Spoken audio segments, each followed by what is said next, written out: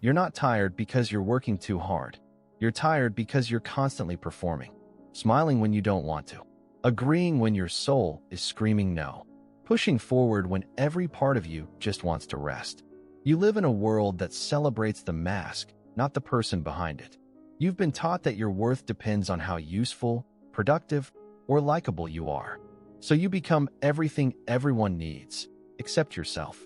You check your phone first thing in the morning, not because you want to, but because your brain is already scanning for possible threats. Did I offend someone yesterday? Is there something I forgot to do? Am I falling behind? This isn't awareness. It's anxiety. It's your mind constantly living in a future that doesn't exist, trying to prevent every bad thing from happening before it even begins. And where did that come from? Not from nature. Children aren't born this way. They don't worry about being liked. They don't rehearse every sentence before speaking. They just are. But somewhere along the way, you were taught to doubt yourself. Taught that you had to earn love. That silence meant disapproval. That stillness meant laziness. That being vulnerable meant being weak. And so you became a master of pretending, of looking calm when you're panicking, of being helpful when you're exhausted, of smiling when you feel like disappearing. But the more you betray yourself, the more the world feels unsafe. Because deep down, you know the truth. You're not being loved, you're being performed for. You're not being seen, you're being watched. Michel de Montaigne once said, "My life has been full of terrible misfortunes, most of which never happened." He understood what we're only starting to realize, that anxiety is not rooted in reality, but in the mind's obsession with controlling what can't be controlled. So here's the truth. Your suffering isn't because life is too hard. It's because you've never learned to stop managing everything. You've never learned to simply be. You think that control will make you safe. If you plan more, worry more, anticipate every possible outcome, then you won't be caught off guard. But have you noticed? The more you try to control life, the more it controls you. You can't relax because you're too busy managing. You can't enjoy the moment because your mind is already 10 steps ahead. What if they misunderstand you? What if you fail? What if everything falls apart? This is the paradox. You think control brings safety, but in reality, it robs you of peace. You become a prisoner of your own overthinking. Michel de Montaigne believed that the root of human misery is not in what actually happens, but in how we obsessively anticipate what might. He warned against a mind that torments itself with fictions, living more in imagined pain than real life. And he was right. Most of your suffering isn't caused by reality. It's caused by your resistance to it. You try to control relationships, so you edit yourself to be liked. You try to control outcomes, so you overwork and overthink. You try to control the future, so you never feel present in the now. But the truth is, life is not a formula. It's not a spreadsheet with variables you can manipulate into perfection. It's wild, messy, unpredictable, and the more you demand it to be stable, the more unstable you become. Imagine this. You're holding water in your hand. If you try to clutch it tightly, it slips through your fingers. But if you relax your hand and cup it gently, the water stays. That's how life works. Hold it too tightly, and you lose it. Let it be, and it stays. We've been conditioned to think that effort equals control, that more discipline, more sacrifice, more vigilance will lead to results. But often, results come when you stop trying so hard, when you trust, when you surrender. This isn't weakness. It's wisdom.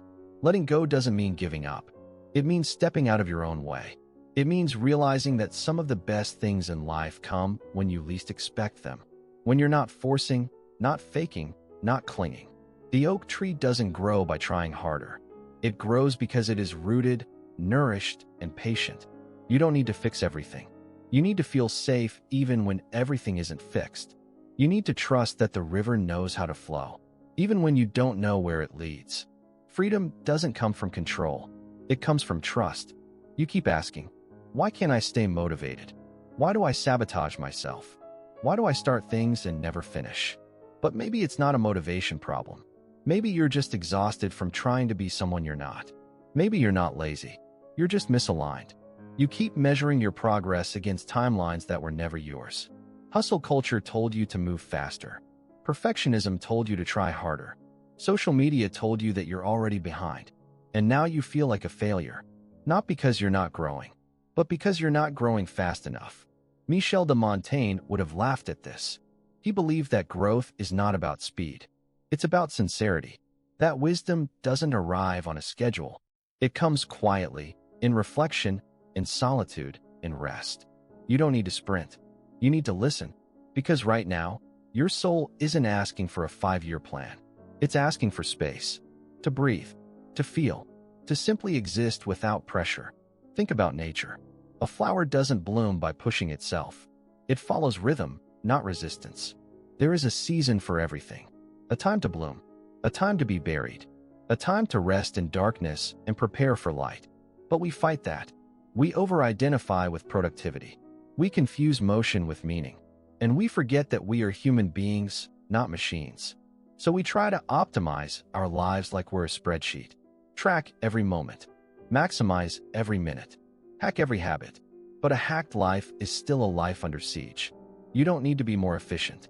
You need to be more real. What if you stopped asking, how can I do more? And started asking, how can I feel more? What if you stopped trying to impress and started trying to express? Not perform, just be. Your worth is not in your pace. It's in your presence. The way you show up when no one is watching. The way you speak to yourself when you fail. The way you stay soft in a world that keeps asking you to harden. Stop sprinting toward approval. Stop chasing motivation like it's a prize you have to win. You were never meant to race. You were meant to return. To your rhythm, your essence, your enoughness. You keep thinking there's a finish line. That one day, things will finally click. You'll have the perfect routine. The anxiety will disappear. You'll feel like you've made it. But here's the truth. There is no finish line. There is only rhythm. And rhythm requires you to listen, to notice, to move with, not against. Michel de Montaigne didn't try to master life. He tried to understand it. And in doing so, he found peace not through control, but through curiosity. He wrote, "A man who fears suffering is already suffering from what he fears." So ask yourself, how much of your stress is real? And how much is self-inflicted because you keep resisting what is? You weren't born to be perfect. You were born to be whole, to feel deeply, to rest without guilt, to walk at your own pace, even if the world rushes past you. And here's the secret no one tells you. People are not drawn to your perfection. They're drawn to your presence, to the way you breathe when you're calm, to the way you admit when you're scared, to the way you show up, messy but honest. We live in a time that worships performance. But healing doesn't come from impressing others. It comes from returning to yourself. So maybe you don't need another habit tracker. Maybe you just need a pause. Maybe you don't need to fix yourself. Maybe you need to remember, you were never broken. Your value doesn't increase with your productivity. It doesn't disappear when you rest. You are allowed to exist outside of output. You are allowed to just be. Let this be your practice. To show up without the mask. To rest without apology. To fail without shame. To feel without fear. To live, not as a project to perfect, but as a presence to embody. Michel de Montaigne reminded us, the greatest thing in the world is to know how to belong to yourself. And maybe that's what peace really is. Not having everything together, but feeling at home, even when everything falls apart. So can you let go today? Can you choose presence over perfection? Can you stop performing and just return to who you already are?